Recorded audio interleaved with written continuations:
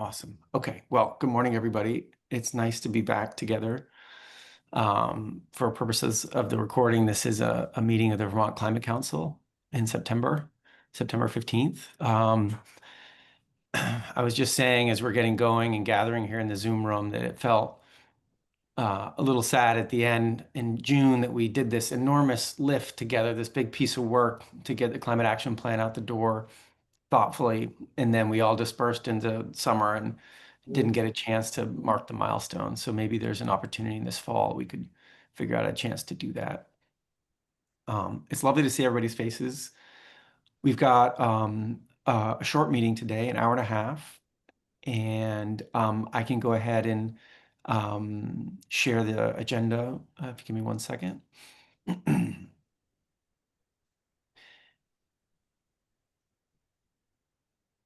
I hope everybody had a good summer and are feeling ready to jump back into some of the work here. Okay, so here's our agenda. We have some minutes to approve, as is usual. Liz Ambler is going to walk us through what we've gotten as written public comment. This is kind of our ritual at this point of trying to synthesize what we've gotten in since our last meeting. Sophie should be joining us, and if she doesn't, Liz can do this, and to give us an update on how the design's going and the plain language summaries going and the copy edits and the like. So Sophie can give us an update on that. That's super quick. It's just more of a heads up than anything. And then the sort of core thing we're trying to get done today is a couple of suggestions have come through since we finished up the cap in June.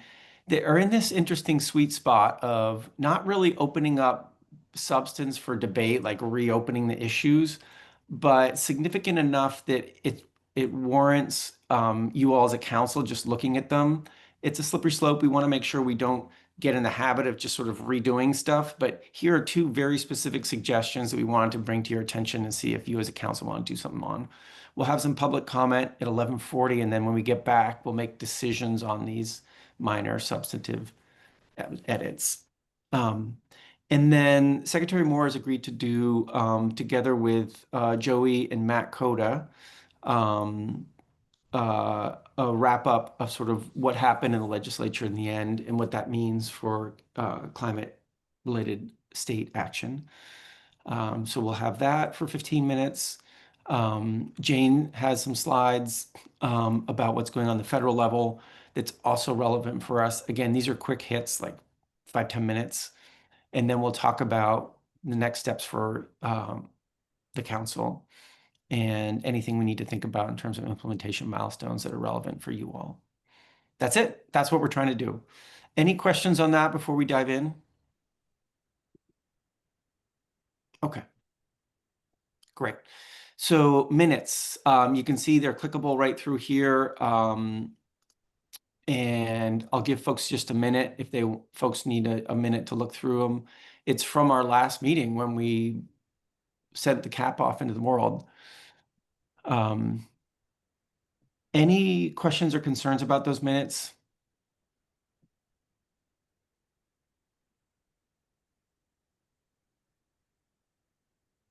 Anyone need a little bit more time for the minutes? Okay.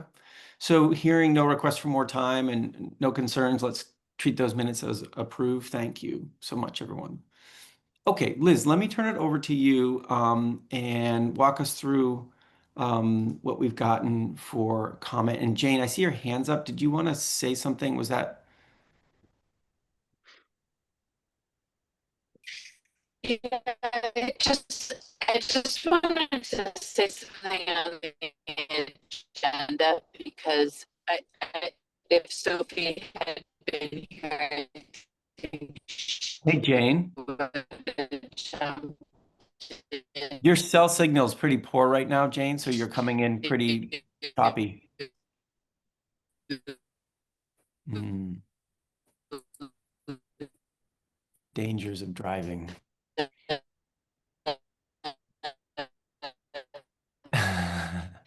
All right. Well, Jane, Can you come it's back in 5 minutes with that comment because we can't hear you right now? And Liz, I might even suggest you want to mute Jane for the moment and we'll come back to her. copy Yeah, I'm That's trying all to right. mute and it, the remove her. approval. I texted her to let her know that Okay. Okay. with her.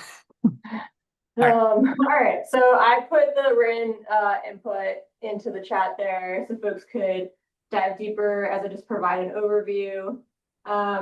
The first comment we received was around Vermont community thermal networks, requesting for some language change, and this is also part of the minor edits that I'll review later. But it's a feedback to the geothermal recommendation specifically, and adding request for adding language of thermal energy networks within that. The next comment is also feedback about the climate action plan, and particularly around the biomass consideration within the plan. And there's a request and concern here around biomass being considered as a solution to the climate crisis. And there's more there that could be read into. And the last comment is also in response to the climate action plan. There's links here that can be clicked through, but it's around the future of McNeil and power plants, and that being a part of the climate action plan. Great. Thanks, Liz. Okay, so one of these we're going to circle back on in a moment when we talk about these minor substantive changes, that one on the how we're talking about geothermal or thermal energy networks. The other two are more about on the biomass side of things, with different viewpoints on that. Okay, great. I guess we're not really going to debate these, but it's just any questions about what actually came in or the comments that came in or anything like that. Any questions for Liz about that? Okay, great. All right. So this may be what Jane was trying to get across when she was talking in the car. And I'm just checking to see if Sophie's online right now. I am. Hello. Oh, hey, Sophie. How's it going? Fabulous. Great. Do you want to walk us through how things are going with the design and the plain language summary and the copy edits and all that good stuff? And would you like me to share my screen with anything? Just let me know. I can take care of sharing my screen. So we've got a couple of things that I know you all were shared with in the meeting materials that I'll just walk us through quickly. We were lucky to get a conceptual design in before the meeting. So we'll preview that for you just to get folks excited, in case you didn't get a chance to peek at it. And then also provided to you as an FYI were the plain language edits to select chapters. Those were the executive summary and the priority actions chapters. And the reasons why those two were selected for that plain language editing was because they will inform the development of a summary, which is starting up soon. So those were provided as an FYI. Hopefully you got to check those out if that was of interest. Let me share my screen for the visual so we can all take a peek at this. The updated visual is intended to make the plan more accessible and navigable, a little easier to read and sort through for folks to find what they're looking for. It will meet the required digital accessibility guidelines, which are, for folks who might not be aware, it's kind of like ADA, but for the digital space, and those are newly required federal guidelines that are in progress, and kind of everybody's supposed to be in compliance by April of next year. So this document, because of the support we have through the contractor, is also being, attention is being paid to that. So we've got a preview of a title page, how the contents will look, how an intro chapter will look. Some examples here, we picked out some examples for this visual treatment based on kind of getting a mix of like what the, so this is an example of a call out box. Got the bullets in here. These are some examples of what the tables will look like. We've also got some quotes. There are a couple places in the plan where there are quotes. So those also get a little bit of a visual distinction made to them. You can see here how figures are treated. Let's see, here we go. Here are the quotes. They've got that little blue line to distinguish them from regular text. Some more examples of figures. I think this kind of gets the point across. Any questions on that? Okay, great. Any questions for Sophie on the way the formatting's coming together? It's so nice to see better formatting. Any quick questions for Sophie? Great. Okay. And then a bunch of you have gotten me back edits. Thank you so much. There's still a few folks that we haven't heard back from lead chapter authors. I don't know whether, so we do need to get those in today. So if we haven't heard from you, we hope to hear from you today. We'll avoid the public shaming right now, perhaps. Yeah, I'm not Very gonna name close. names. We're close to. Maybe a reminder email would be Very excellent. close. Yeah, so we can email you directly. I don't know if there are a couple folks who like are out or unavailable. And I'm not sure if there's anything else on the copy editing front that I would be helpful for guiding us through. I know Liz has some specific questions, and I know Jared Duval and Secretary Moore looked at the priority actions, and those were maybe also a point. I wasn't sure if there was discussion, but maybe I'll pass it back to you, David, and I'll be available for any support as edits are talked about. Excellent. Kelly's got a question. First of all, is my mic working okay? Yes, you're okay. Great. This computer sometimes decides to not like me. So question, I guess, I'm looking at this, it looks gorgeous. It looks like something that might be hard to read on a phone or a smaller screen. Do you know, I mean, I know a little bit more advanced to like make it flow right on a smaller screen, but do you have any info on whether that's something that's part of this, or will it be just like turn your phone sideways? That's a great question. It will be a PDF, so it's not going to be designed to be mobile responsive. That would only be possible in a website. So that's out of scope for this project, but great question.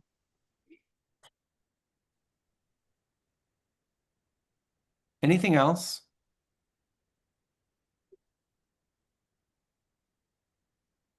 Okay, great.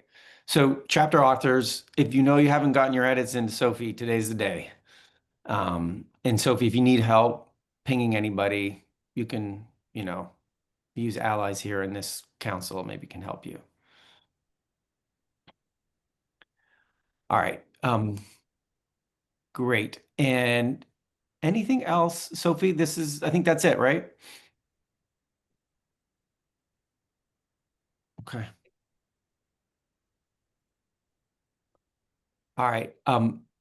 While we're just quick talking, Charlotte, could you help figure out how to get Jane back into the meeting? Because I think in removing her, we can't get her back in. So if there's something we can do, Charlotte, to get Jane back in, that would be great. And Liz, could you make Charlotte and me co-host so we can have a little more power in the system as well?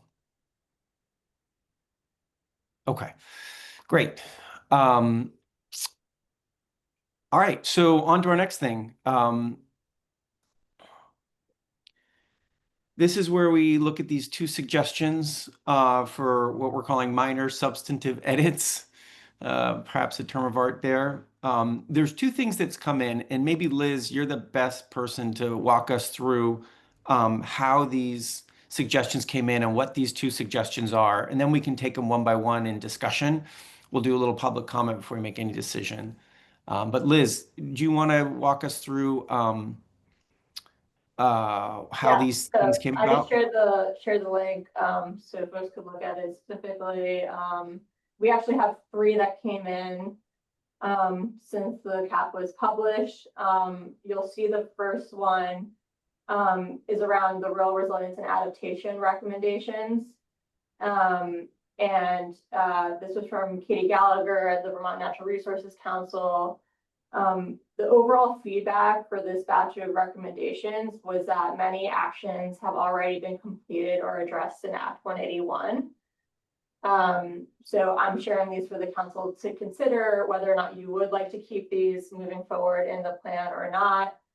You'll see that with some recommendations specifically, there are perhaps terms that no longer are existing in these particular areas. So for example, should your attention to neighborhood development areas for the council to consider. So David, should I just I could go through all of them and then they could discuss what's the preference. Well, I'll just share the screen right now with the document that's the link in the chat, just so everybody can see. Like, so there's some specific comments around like, hey, this, this doesn't exist anymore, right? And things like that. So I think, Liz, is it fair to say what happened here is in the great, list of all the actions uh, coming back from the old plan into the new, these ones kind of slipped through and they probably shouldn't have slipped through. That's kind of the guts of what's going on here. Is that Well, fair? I'm actually not sure, and I would put that question to the council because I think some subcommittees, when updating or crafting recommendations, it could have slipped through, or they could have said, actually, even if this is completed, we'd like to keep it to draw attention to this work. So that's why it's better for the council to consider this, whether to keep it or remove it, rather than copy edit removing. Yeah, and I'm glad, Jared, you raised your hand because I remember in the steering committee we talked about that. Like, hey, is it important to keep something in, even though it's a little out of date at this point? Jared? Yeah, my recollection of the agreement that we had discussed and made, I think as a full council was, but I know we certainly discussed it as a steering committee, is that there are going to be recommendations in the plan that have been acted on either administratively or by the legislature. And I think it's really valuable feedback to say, let's make sure that we've got that status table accurate. And so, if, as Katie's saying here, if some of these actions have been addressed in Act 181, let's make sure that that's clear in the status table. But I don't think we should be taking any recommendations out because my sense of what we're trying to do is say, here are the suite of recommendations that add up to us meeting our responsibility of what we were told to do via the Global Warming Solutions Act. And just because something has been adopted by legislation or has been adopted by rule does not necessarily mean that that's permanent. And so I think it's good to have an active record of that the recommendation was made, especially because these things the status of them is changing over time. I mean, we saw with the first plan that there were recommendations for income sensitive incentives for electric vehicles that were initially adopted but have since expired and ended. And there's other examples of things that were recommended, like the Advanced Clean Cars 2 rules that advanced and then have since been paused. So I think it is important to have a record of the recommendations, what they are, keep them in and not take them out once action has been taken, but update the status spreadsheet with the most current status. Okay. And Jared, just to push back a tiny bit on this one, because here there's recommendations talking about specific things that aren't a thing anymore. So I guess this may be a little bit different than what you're talking about. Yeah, I was referring more to that first recommendation around, well, this has already been adopted in Act 181, and I'm just saying, let's have that reflected in the status table rather than take out the recommendation. But again, it refers to something that's no longer something. Yeah. So there might be some things that need the language needs to be updated to reflect what exists and what doesn't. Okay. Kelly? Sorry, I thought you had your hand up. Took my hand up. No, I did. I was going to Oh. say that, yeah, I think what Jared's saying is not to lose these things makes sense, but keeping our status on them up to date. But I was going to say the same thing you did, David, that if this doesn't exist, we shouldn't be talking about a program or a term, whatever, that doesn't exist. So finding out what other term would fit in that place, that obviously should be updated. I don't know what another term is that could work in that, but it seems like it's an important idea without it, but it wouldn't be actionable without having the right terminology. Okay. All right. Other thoughts and comments about this, Stephanie? Yeah. Just to add to that, my initial reaction is that if that weren't, it would be all well and good to have an updated status in the spreadsheet, but right within that document, if those things are going to stay, I think that's terribly depressing to be reading that and say this no longer exists. It makes us look like we don't know what we're doing, and that the plan, and it just seems kind of doomed or something. So I agree we need to keep a record, but perhaps there's something within those places that we need to be able to, as I said, I don't know what the language would be, but to indicate that the status within it.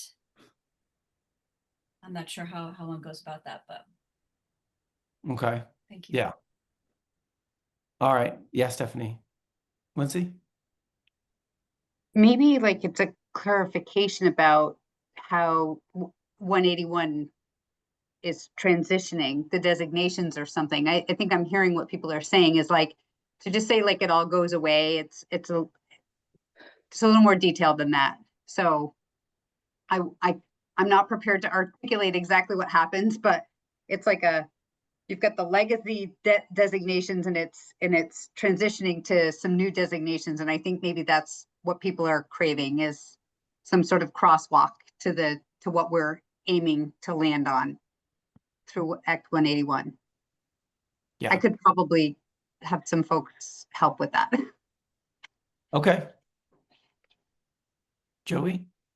Yeah, just building off of what Secretary Curley just said. I mean, I agree substantively with like what Jared and others seeming to be pointing to, which is we want to keep a record, but we also don't want to confuse.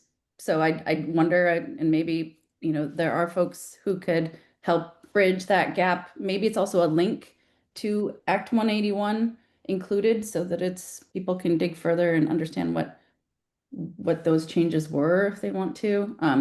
I guess I'm just wondering if it's seen as a friendly suggestion, we can figure out how to bridge that gap, as Secretary Curley noted. So I don't know how to do it in this moment, but it feels like maybe there's agreement that we could thread this needle. Yeah. Yeah.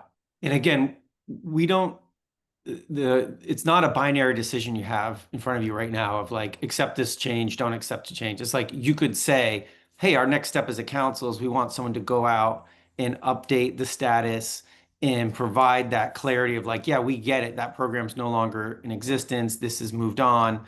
And what we're trying to do here is the following, right? So that could be an output from you all today. Okay. Other questions or thoughts about this one? Again, I want to do a little public comment before we actually make a decision. But can I just test with you on this one first?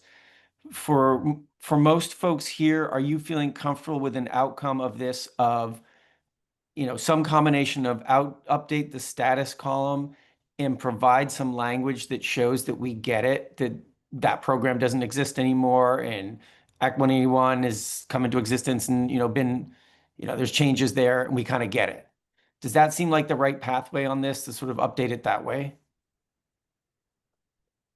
Yeah, thumbs up from Jared. Any concerns about that? Okay, we'll more formally do that later if that's going to be the path, but I think that's something like that is the path. Sophie, I saw you come offline. Yeah, just checking on timing of when that will be possible, because if it's an edit to the language, we have to get that done pretty quickly. Okay, great. So let's put that in, like, this is time bound, right? And also probably is not worth like enormous amounts of effort from the counselors, right? So make sure we get the timing right, etc. Okay. Kelly? Then just to add, I don't know if with Act 181, if there's something that's sort of the new rough equivalent of neighborhood development areas that we could basically like pull that language out and put the new term in. Again, I don't know if that's a thing. Other people know more than I do about that. But if it's like, oh, well, that was the old term for a thing that now we have a similar concept, but it's called this. We could Great. just swap some of the language. Great. Jael?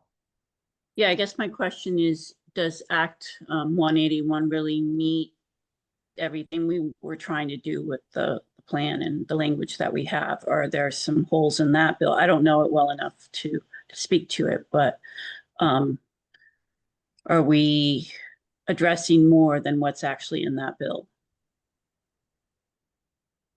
Right. Okay. Okay, so it sounds like it's emerging as like a little piece of work here for people who are most familiar with it to do a little work and clean it up. And there's something time bound there because we got to get the language right for the releasing of the formatted plan, etc. Okay. Could we spend a moment on the other one, the other issue, which is around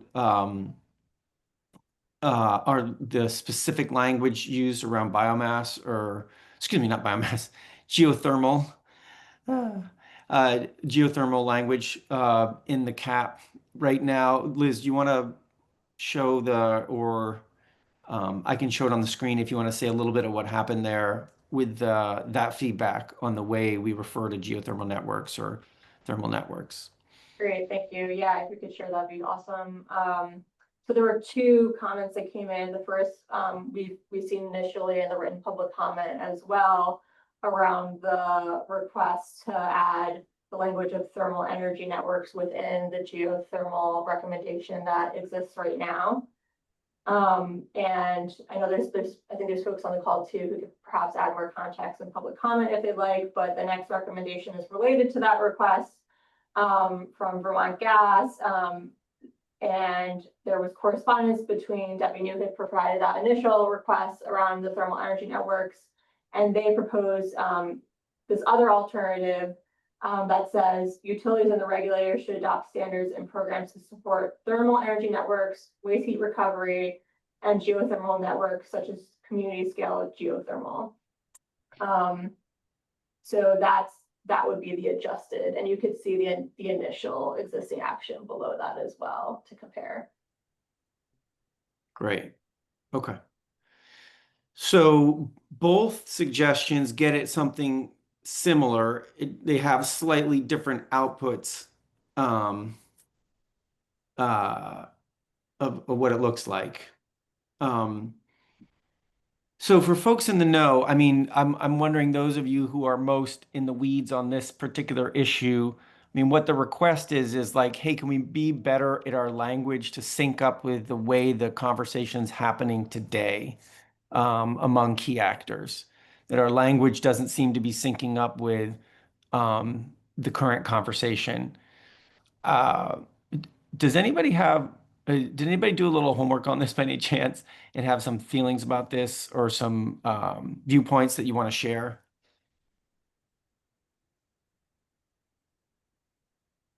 I'm curious if anybody's in. I was hoping you'd raise your hand, Rich.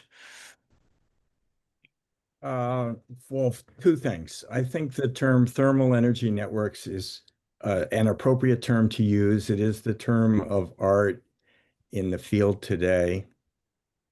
And I think that the second suggestion that's a little broader is actually the way to go. And that's supported also by the person who sent in the first recommendation, Debbie New. So I think the language change is appropriate. Second one's a little better than the first one. Right. So sorry, this is the new one. Sorry, I was not in the right place. Here we go. Yeah, the one highlighted just now is fine by me and it reflects the state of the art, I guess you'd say, on options for geothermal. It's also worth noting, and we don't go out of our way to talk about this, as there's also the possibility of supporting individual geothermal heat pump applications for individual buildings that aren't networked or community scale. Hmm. But I think that that aspect of geothermal heating is probably comprehended by what we say about heat pumps generally elsewhere in the plant. It's Okay. just a different kind of heat pump. Great. Thanks, Rich. That's really helpful. Jared? Yeah, I mean, my sense is that when we were trying to finalize the plan, we were trying to come up with one term that was inclusive of the different types of applications that folks had in mind that we heard from in public comment and that kind of were discussed in the cross-sector mitigation subcommittee. And, my sense is that community scale geothermal is not as broad and inclusive enough as we would have wanted because it could exclude some thermal energy networks that are based on waste heat recovery rather than geothermal. And on the flip side, we wouldn't want to just say thermal energy networks because that could exclude some community scale geothermal that aren't developed in a network fashion. So I think that this suggested edit is adds clarity and is more inclusive of the different types of applications and technologies that are emerging that we had discussed and I think was our intent to suggest. So I would suggest going with that language. I will just say that from what I saw, it looks like a proposed strike through didn't make it in here. With the suggested addition of thermal energy networks and waste heat recovery, the phrase geothermal networks such as is kind of unnecessary and redundant. So I had read the recommendation from Sam, Debbie, and Dylan, who all collaborated on this, to be utilities and their regulators should adopt standards and programs to support thermal energy networks, waste heat recovery, and waste heat recovery, such as as community scale geothermal. Correct me if I'm wrong, but it looks like there was just a strike through that got lost. It got lost in the thing. Liz, do you have a version of this? Sorry, apologies, we're doing this in real time, but is there actually a different version of this that Jared's referring to? That's what I saw, what I just put in the chat, and it just looks like the strike through didn't carry forward. Oh, I see. Just checking with Liz for 1 second. Liz, is that making sense? Liz Amler? That there was a strike through thing. That could be proposed as a change. Whether or not that got lost, that could still be, I'm not sure, I have to go back, but this could be the proposed change. Got it. Okay, great. And thanks to Yeah, Sam, sorry. and Debbie, and Dylan, and Morgan, and everyone who collaborated on that to make that as clear as possible. Great.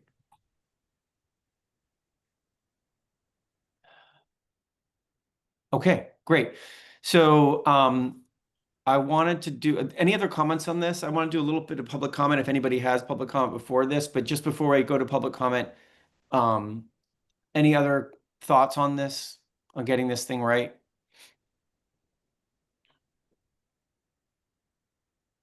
Okay. And Rich, let me just check on, because you've been looking at this as well. The version in the chat with the strike through, does that make sense to you?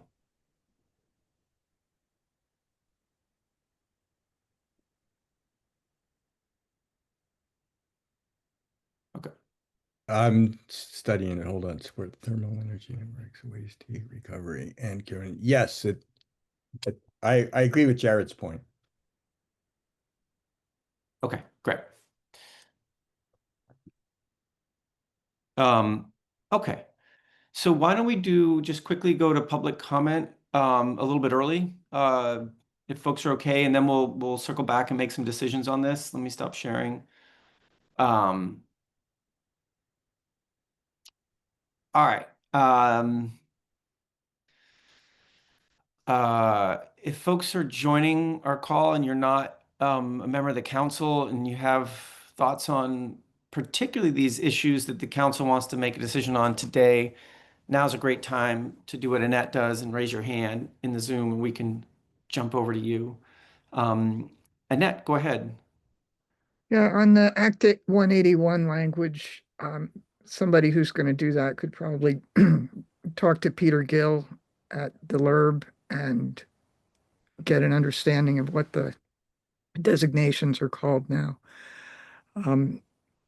I do have one thing that I'm hesitant to raise it at this point, but it's something that I've become aware of, and that's relating to the interim exemptions to Act 250. So it's not directly related to Act 181. And I don't know that it's something that you all can do anything about or would want to do anything about, but it's come to my attention that the interim exemptions for housing apply except in special flood hazard areas, with one exception, and that's for priority housing. And the short summary is that if you're doing priority housing where 20% of the proposed housing is affordable housing, you can do those in special flood hazard areas, including areas that flood all the time. So we have a state policy, thanks to the legislature, that says you can put poor people in areas that flood all the time. And I'm very surprised to learn this. I think that piece of the exemption should go away, but I just wanted to bring that to your attention as we are looking at trying to make Vermont more resilient. I think this is a policy that, frankly, it just I didn't know that that was happening when it went through the legislature, but I'm surprised that that is the state's policy. So that's the end of my comments. Thank you. Thanks, Annette. Thanks for raising that up. Other reflections, comments, people who are joining our meeting today?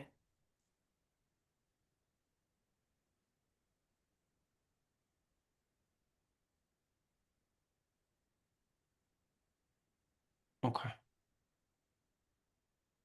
All right. Well, in that spirit, let's go ahead and make some decisions around these two suggested minor substantive edits to the cap. Also, I welcome if folks want to weigh in on anything you heard from Annette now. Don't hesitate if you want to jump in on that as well.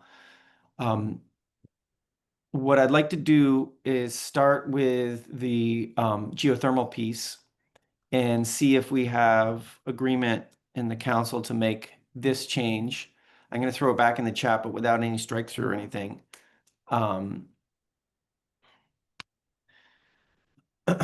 So I think that's it. If I take the strike through out, what I just dropped in the chat is utilities and their regulators should adopt standards and programs to support thermal energy networks, waste heat recovery, and community scale geothermal.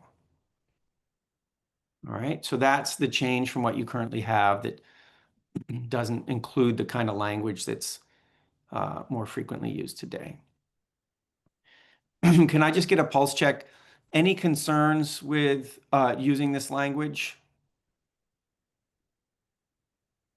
I saw some thumbs up from people. Thanks. So it seems like this language is hitting the mark. This is a formal decision by you all to adopt it. Let's say you're adopting unless I hear any concerns right now from anyone who feels uncomfortable with making this change. Okay, great.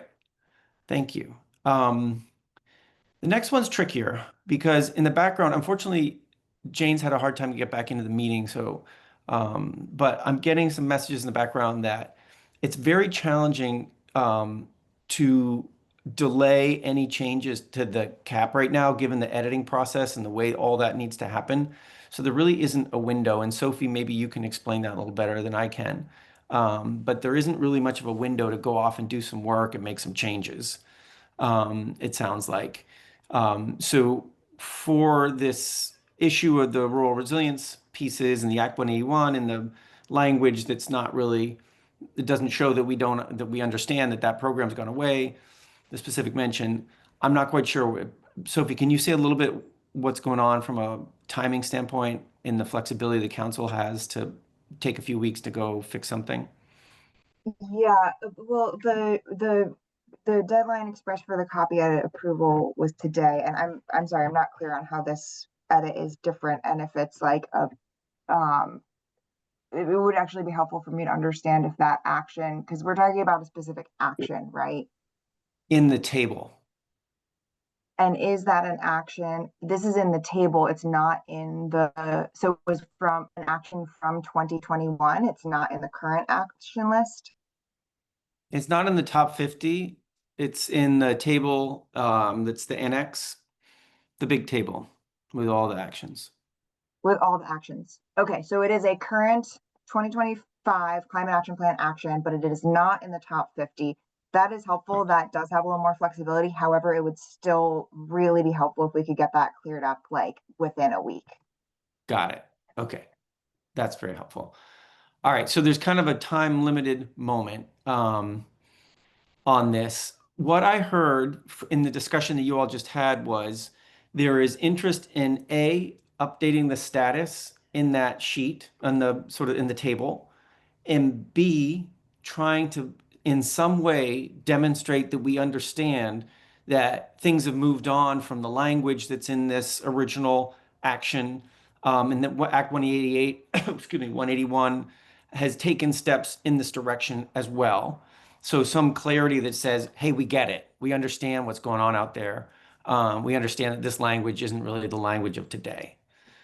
So those are the two things that I heard you all wanting to do. And I don't know what that looks like in terms of an edited action or just a robust status comment. I'm not sure. But I'd be interested. It sounds like maybe there's a subgroup of you all who'd be willing to take this on and just over the next week get that together so that you can be responsive to the fact that there's language in there that kind of signals like you all don't know what's going on. Does that seem about right to do those two things? And maybe it's just one thing, but two steps. Secretary Curl, you had mentioned that like the ability you could step in and help a little bit in getting that together. Is that something you or your team would be willing to Yeah, take a David, stab at? yeah, if we can just take it offline and, anyway, I can look at the section and just, yeah, I have people that are experts in Act 181 and we can just try to figure out, like I said, it's a little bit like the designations are changing. And so I think it's just kind of modifying the language to fit that change. Got it. And I bet from a council standpoint, it would be nice to have like a little group that worked with you and your team on that. Rich, you have your hand up?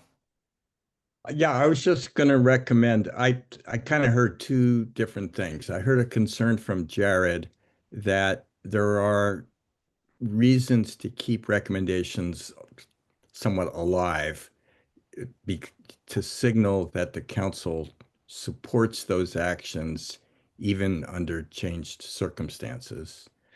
And then from some others, including Secretary, that as you said, the designations have changed, the act is being implemented, and we need to keep up with that. And so my recommendation is that Secretary Curley and her staff and sit down with Jared and make sure that both of these concerns are addressed. And I'm just trying to make it really simple. If there's somebody else who wants to volunteer to sit down with them, that's great. But I'd be content with just those two counselors working it out. Thanks, Rich. Joey? I would have very strong confidence in Secretary Curley, her team, and Jared. I could also note that, I mean, it was my colleague Katie who put forward the recommendation, so I could see if she had thoughts on ways to keep, you know, the historical record, but also clarify, you know, so we can, you know, avoid confusion and still be clear about the changes that are being made. So happy to lean on Katie and participate in that process, informed by her thoughts, and also just not to complicate things, but know that David Mears and Chris Campany have been leading this. So I would be curious if they wanted to be part of that conversation or just defer, because it feels like we're just trying to keep the core content, but clarify, which I think is what I would like to see happen fairly efficiently. So if there's ways I can participate in that process and be helpful, happy to, by seeking Katie's input or, you know, just deferring to Jared and Secretary Curley's team. Great. Thanks, Joey. Jared, did you want to jump in there? Yeah, that's okay if that is the way to help move things forward. Happy to do it. I'm not an expert in 181, so my comment was really just about, I think it's important to keep a record of the recommendations and update the statuses. When it gets beyond that, I would certainly look to Joey and the team at ACCD and you know, Chris and David from the council. So I don't need to be part of it if it makes sense for Secretary Curley and her team and Joey and Katie, maybe with David and Chris. But if it helps move it forward, I'm also happy to be part of that small task group, but don't need to be. Thanks, Jared. All right, so it sounds like the messages are clear, and I should write them down and put them in the chat, but give me 1 second to do that. But the messages are keep the core content, but clarify and make it sound like we know what the current situation is, right? A small group of counselors, you could empower them today to just go off and do this, right? So if it's okay with you all, you're saying go off and do this, because we're not going to have a time as a council to come back together and vet exactly what these folks do. So as long as you all are comfortable with a handful of counselors going and doing that, again, you're not changing the spirit of this content. You're clarifying it to demonstrate you understand what the current context is and how this recommendation sits in that current context. All right. So in general, any other thoughts about how to shape this? Maybe friendly amendments to what I'm trying to say? Kelly? I do think it would be helpful if we all had a chance just to look at the whatever revisions come through before it gets like fully sent off to print. But I do think it's probably, I mean, I don't think it's going to go anywhere weird and it's going to be great with this group of folks. But like if something were changed, like, oh, we know it's not called neighborhood development areas, it's called this is the equivalent, but it's different under this act. We're just going to swap the language. I'd just like to see that, I think. And others might want to. So anything like that, just to give us a chance to look at it. But again, not super worried that anything is going to go off the rails here. If a few folks go and just do this in the next week. And I know we have very little time. So I'm just like sending it back out, be like, any red flags? Do you need to push the red button or are we good to go? And an email might be helpful. Great. One challenge we have, Kelly, in that is that with the public meeting laws, we can't do anything substantive over email. So it's like either we call a 15-minute meeting like this next week, or we just empower the group. So maybe it could even be an email like, so you know, this is what we just did.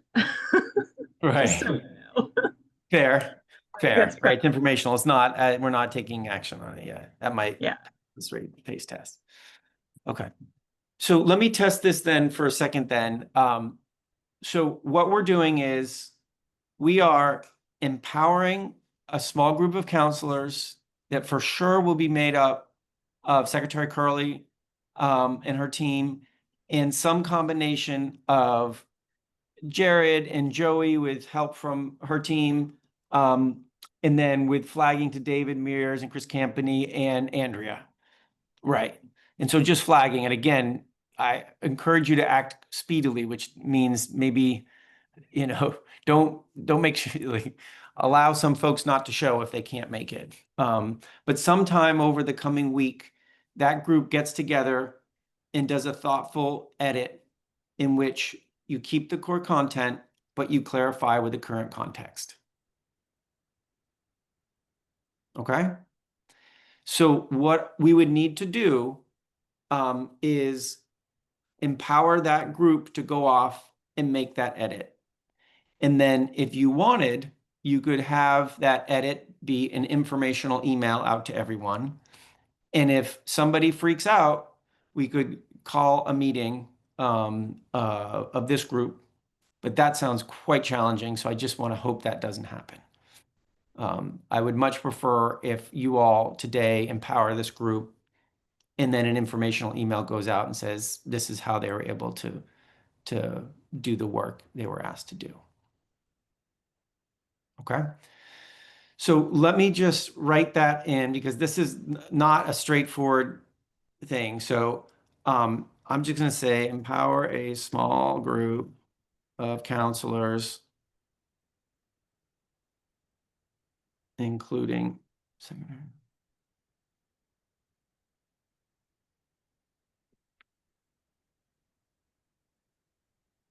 I'm just writing this down. I'm going to put it in the chat.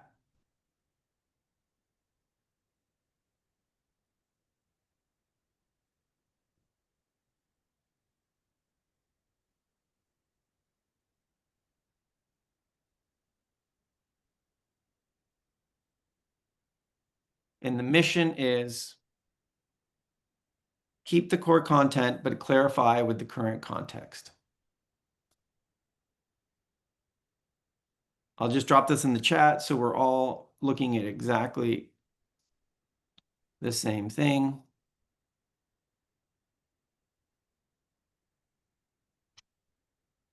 Okay, so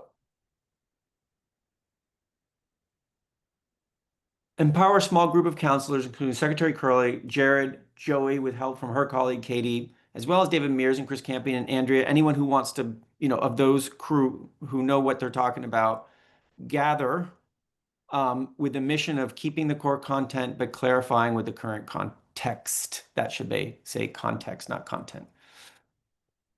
Let me do that one more time. Any friendly amendments to that thing that we're going to say yes or no to right now? I would just add that they'll send the change to me and Sophie. So I could update the council and then Sophie would update the copy editor. Actually, that would be. Great. Can you say that one more time, Liz? I didn't hear the very beginning of So that. just to report out, the group would report out to Sophie and I on the change that they make to the recommendation so that I would send out that email update to the council and then Sophie would update the copy editor.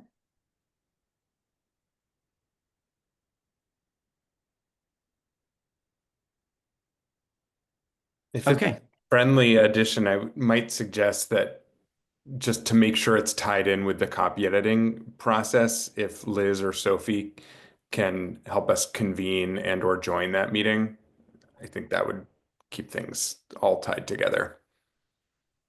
Oh, so Liz and Sophie are part of the meeting? Yeah. And helping bring that together and just so that they know where things end up. On the language for that Act 181. Yeah.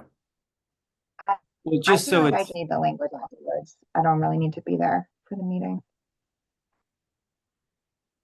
okay. I guess part of what I was saying is it would be helpful, given the number of potential people involved in that process, it would be helpful if someone from the Climate Action Office can convene them and host the meeting. Oh yeah, I could send out. I could get that help get that group together. That's no problem. Thanks. Yeah. Okay. So can I just do a quick official decision by you all as a council that you are agreeing to the last two things in the chat I have right here? And Liz can convene this meeting. So you're agreeing to empowering this small group of counselors with working on these specific issues that were flagged. And then that gets reported back out to you as a full council and to the copy editor. Any concerns with agreeing to those last two chats I dropped in the chat?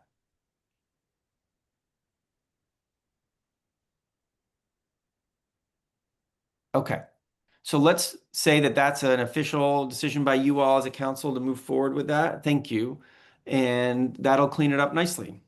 Okay, great. I think we solved it. And I do want to note, this is kind of a slippery slope. We don't necessarily in every council meeting want to be making edits to the cap. This seemed like a really good sweet spot of substantive enough to bring it to your attention while not like reopening a big debate, right?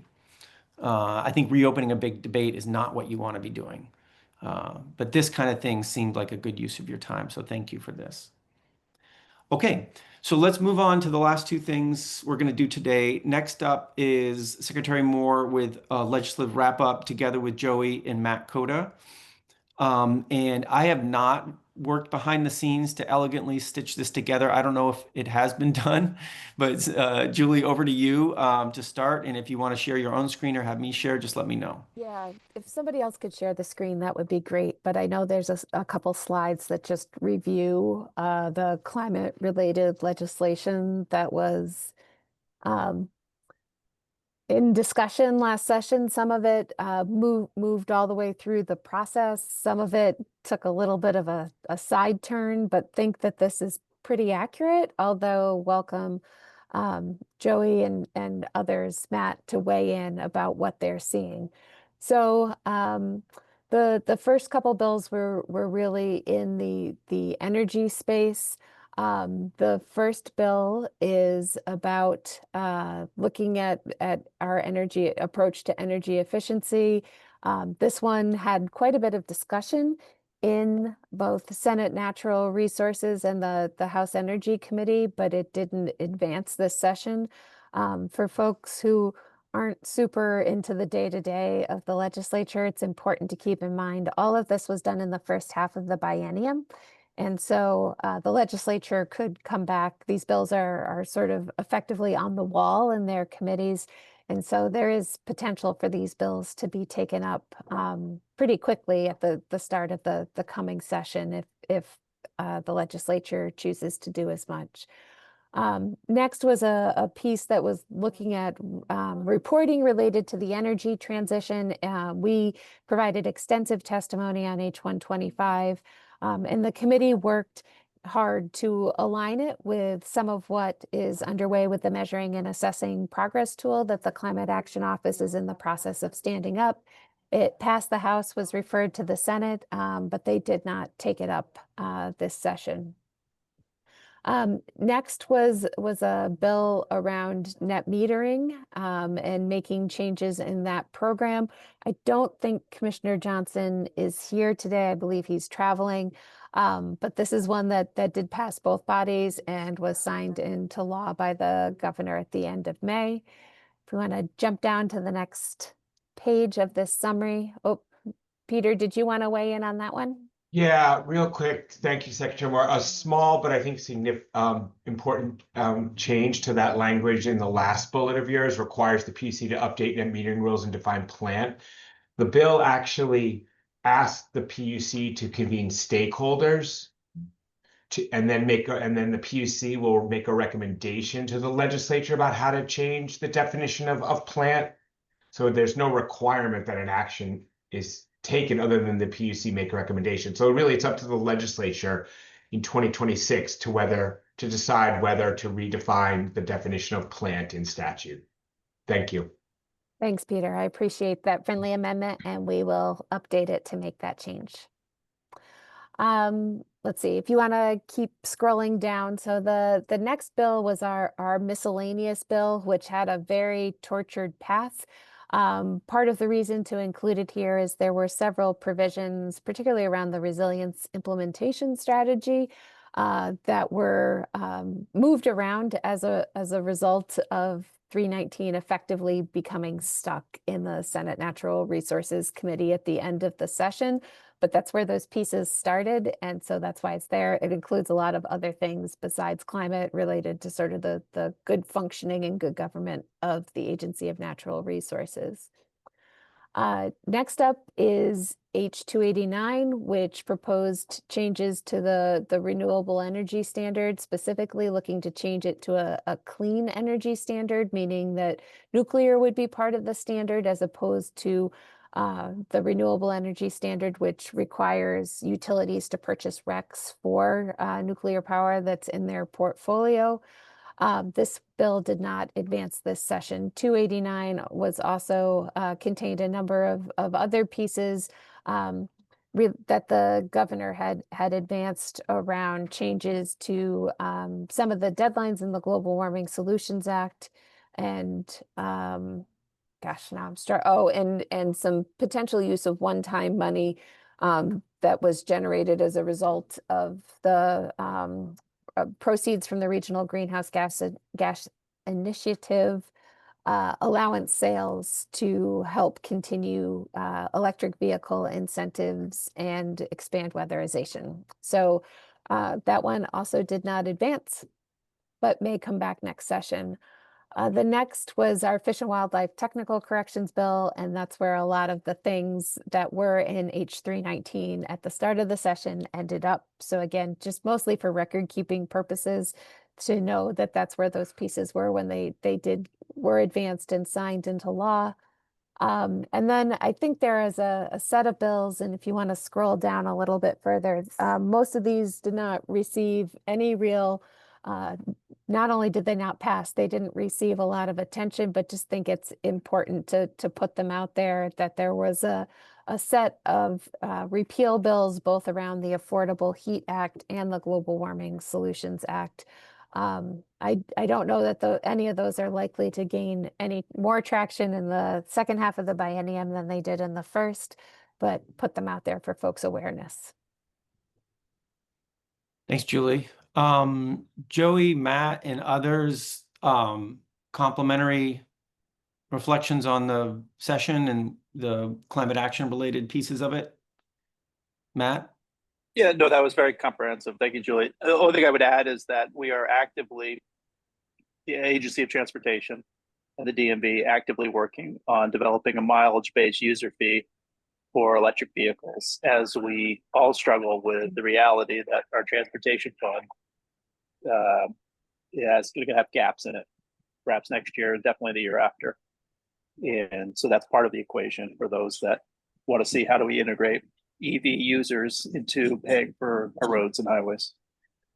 And that, Matt, correct me if I'm wrong, that was part of the T-bill conversation, or maybe Andrea can jump in this year. So perhaps we should add that to our summary too, not dissimilar to how I have our technical corrections bills, because it had some of those relevant pieces, just to acknowledge that that conversation did get a start.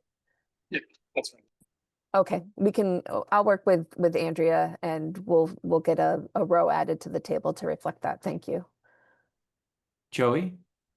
No, I don't really have anything more to add to Secretary Moore's comprehensive overview, and appreciate Matt's suggestion and weaving that piece in there too. My only other thing that I would flag is that, I don't know if it belongs here, but just noting that there was a budget allocation to support the treasurer's work on climate superfund, which was also something that happened, $350,000. So I don't know if it makes it into this list, but just noting that that was one other component of the work that transpired this past session. So just flagging in general. Thanks, Joey. Okay. Counselors, any questions or other reflections about how the session ended and its impact on us, or you all as a council in particular? JL? I guess most of these look like energy bills. Were there anything, and maybe Ryan would be the one to talk to this, pertaining to agriculture and forestry that relate to the cap?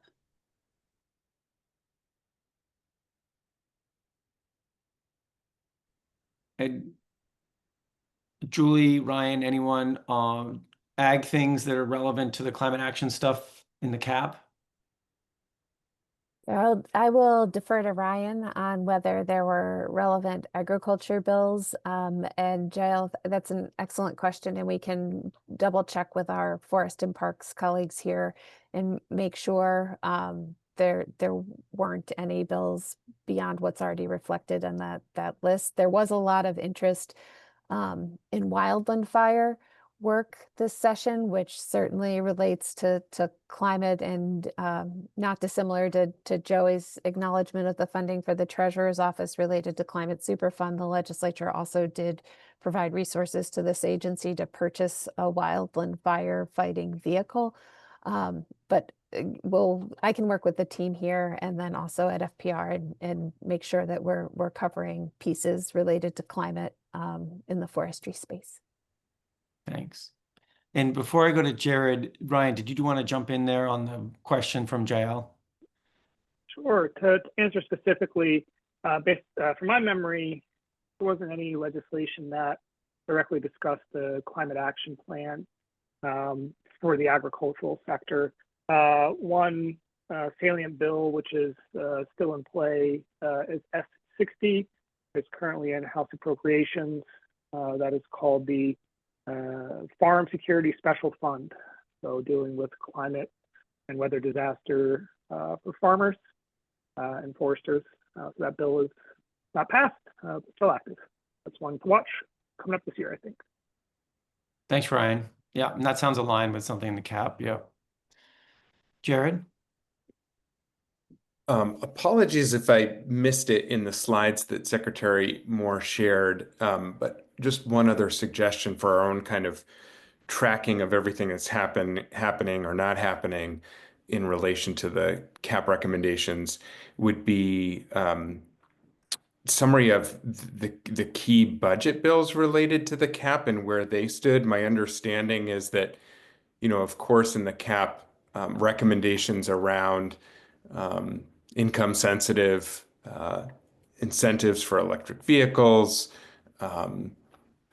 for other key pieces of equipment, there was the Switch and Save program helping lower income Vermonters move to lower cost and less polluting heat pump water heaters. Those wouldn't show up in a specific bill that didn't advance, but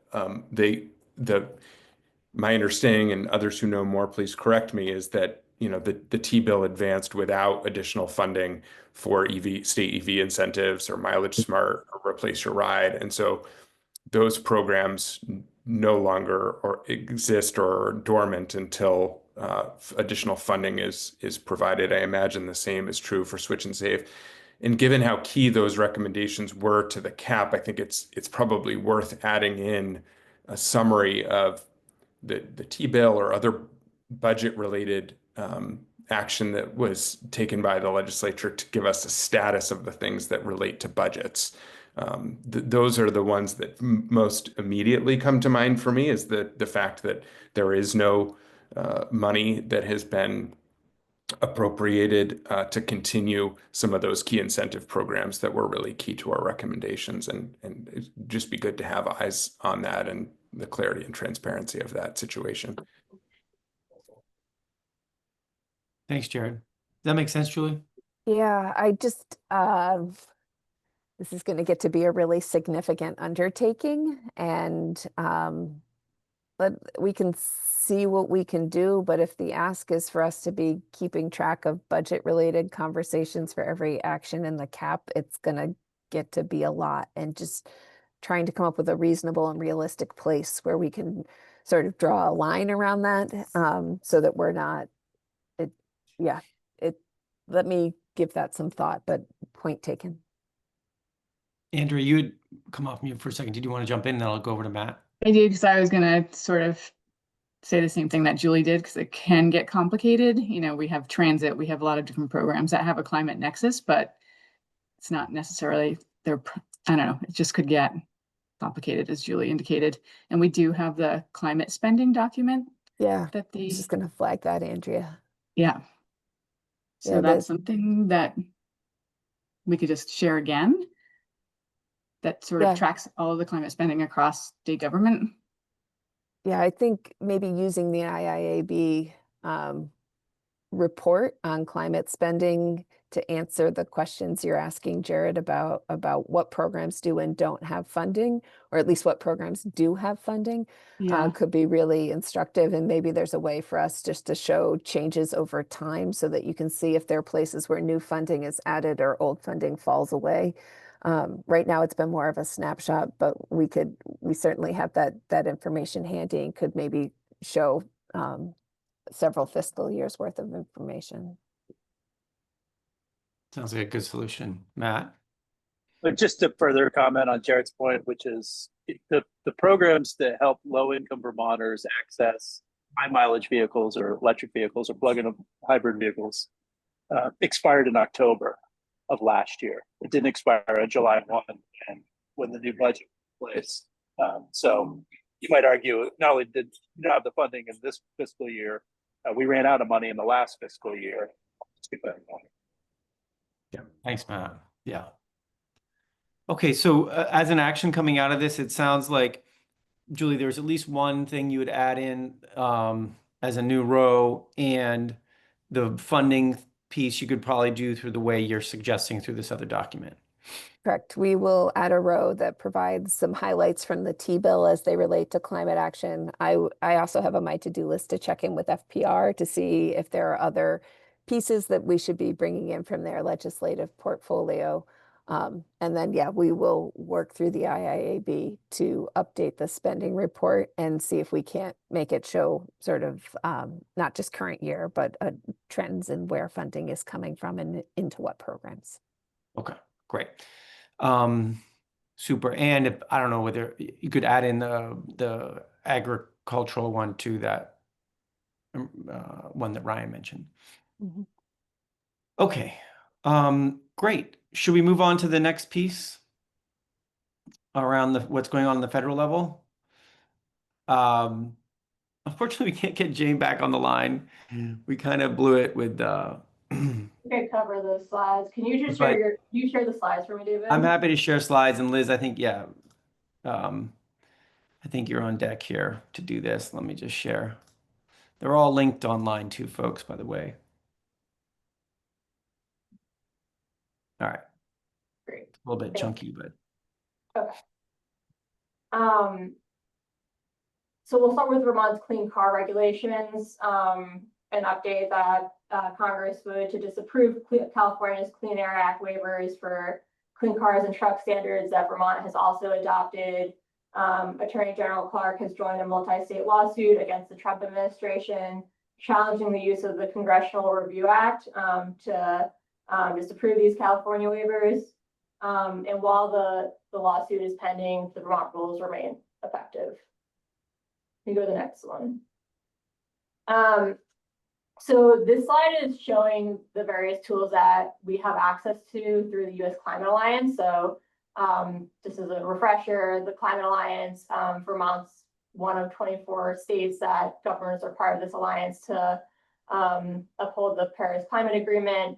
And these tools are allowing us to track, really like providing a lot of capacity to track the federal actions in real time and the impact. So I'll show you one of these tools in a moment, but just to say if there's anything that you would like to meet with us about to see the impact on a particular program or policy or federal action, we could show you the access that we have with these tools. But I'll share my screen now to show one of those tools. Okay, great.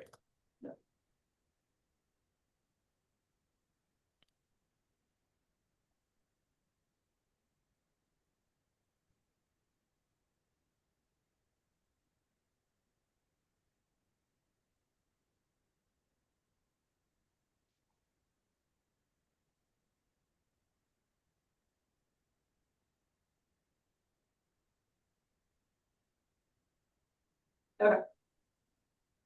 So this is the policies and program tracker. You'll see there's a lot to keep track of that we have access to here. But it does a good breakdown of, I can show you an example here.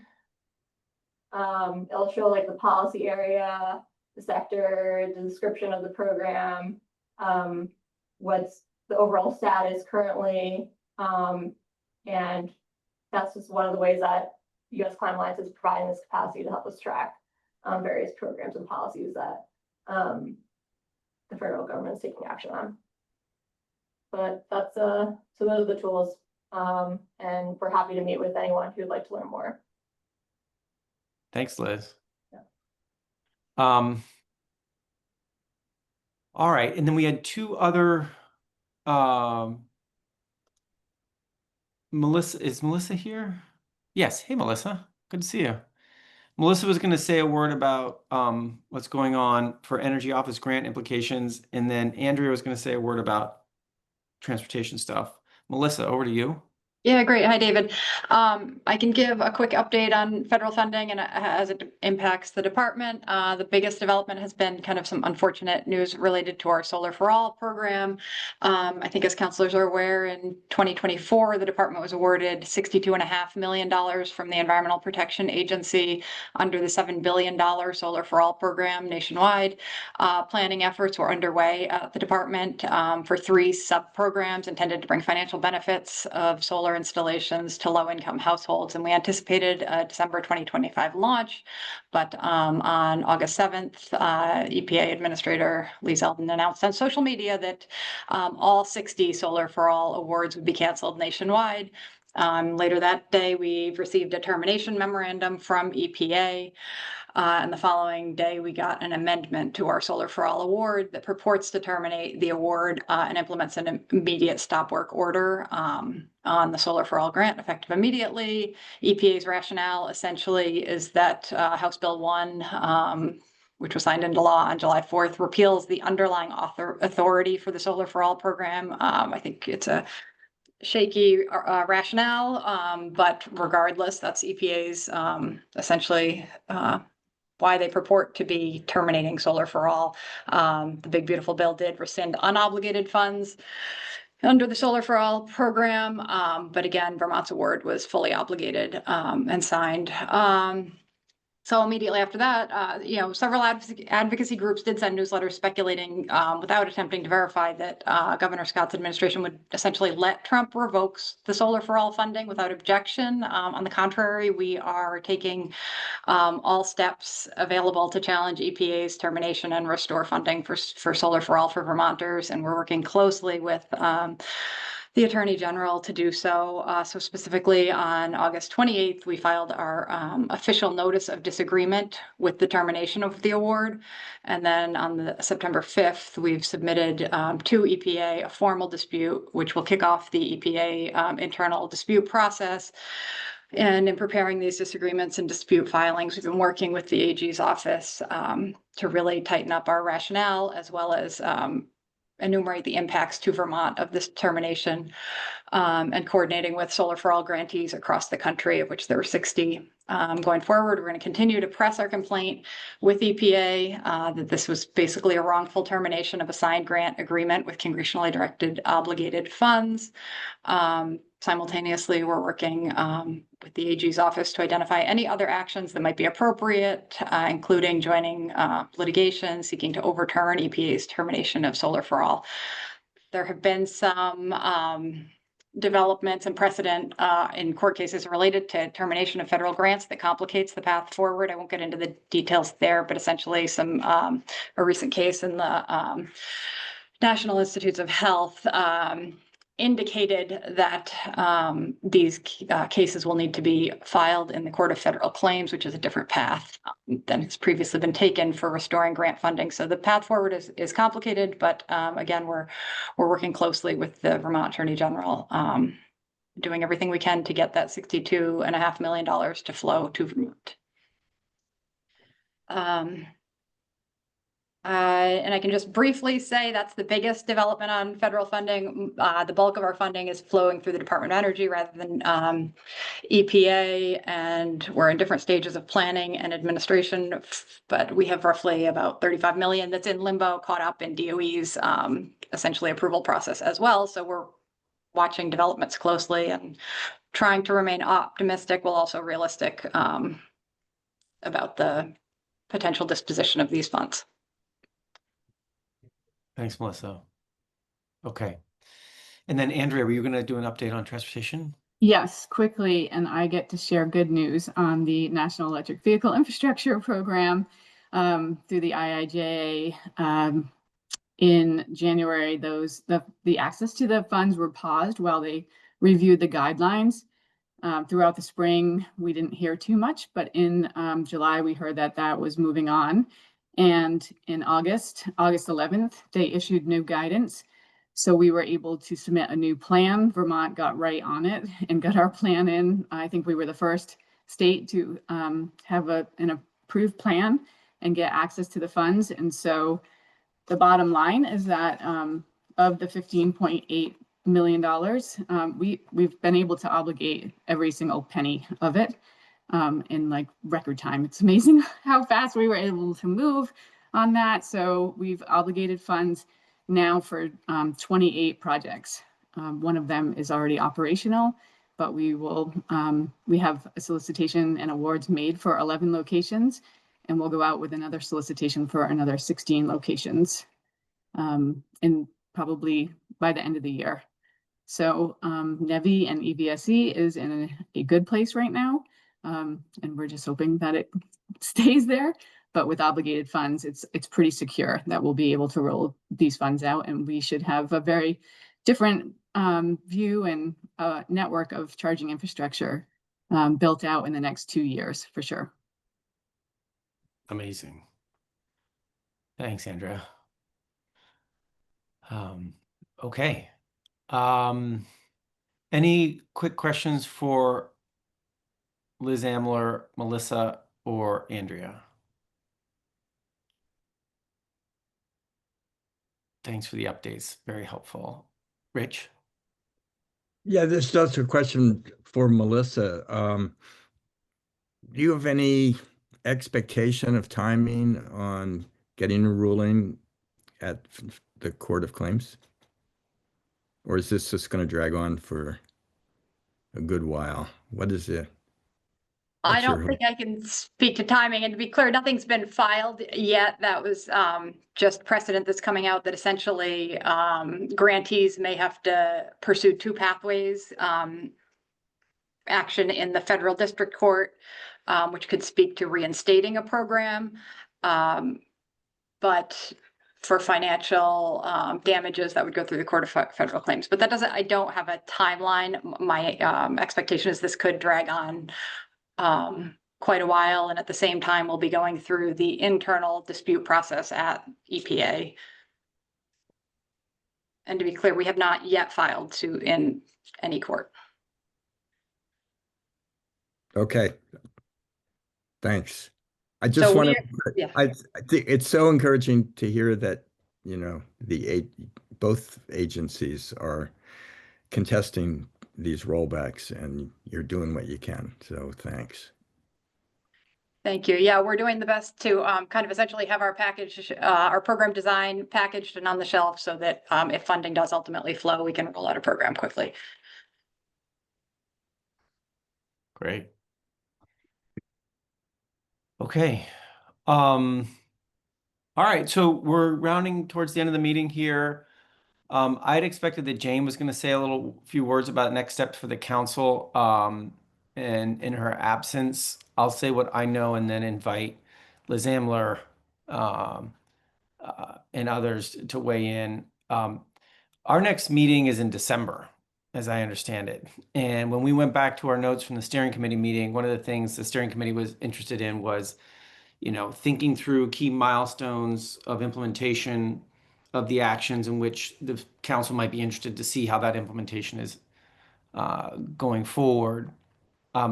There aren't key implementation milestones that I'm aware of, unless Secretary Moore, there's something you want to say about things that are happening from an A&R standpoint or other agency standpoint that would affect the way the council views its work in the coming months. So Liz or Julie, happy to defer to you all if there's something that we need to flag about the next few months and what we need to be doing in December. The only thing I would put out there is we are putting the finishing touches on the resilience implementation strategy, which obviously tacks and ties to a lot of the work of the resilience and adaptation subcommittee.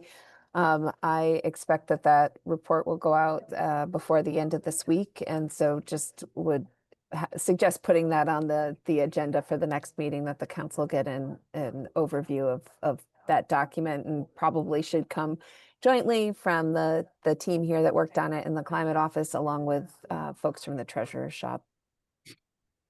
Thanks, Julie. Jared? One thing that I'm noticing in the cap that aligns with that timeline that it would be helpful to get an update on in December is the number one listed in the order of the list of top 10 recommendations, that ANR, it says part of it reads ANR will work expeditiously to put a reporting framework in place to recommend to the legislature by December 15th for reporting of greenhouse gas emissions data from fuel suppliers and other significant emitters of climate pollution. So an update at the December meeting of that reporting requirement recommendation would be really helpful. Thanks, Jared. Yep. Okay. Anything else as we sign off here? Anything in the look ahead, something that like Jared did, like, oh, December would be really great to hear this. Anything else? Okay. Great. Okay, folks. So just in a quick summary of actions, Secretary Moore is going to update that list of the legislative stuff based on what we talked about and share around that other document that can speak to funding. We adopted new language around the geothermal things. And so Liz Amler and Sophie, that's your new language for the cap. We agreed to set off a small, empower a small group of counselors to go off and fix those problems in the deep in the table on rural resilience. And you all have about a week or so to do that, to give copy edit deadlines. So if anyone needs help in organizing, Liz Amler can help get that meeting together. I think that's it. Anything else, folks? Okay. We'll see everybody. And well, we'll see us as a group in December. There will be public sessions around the resilient implementation strategy, so stay tuned for those.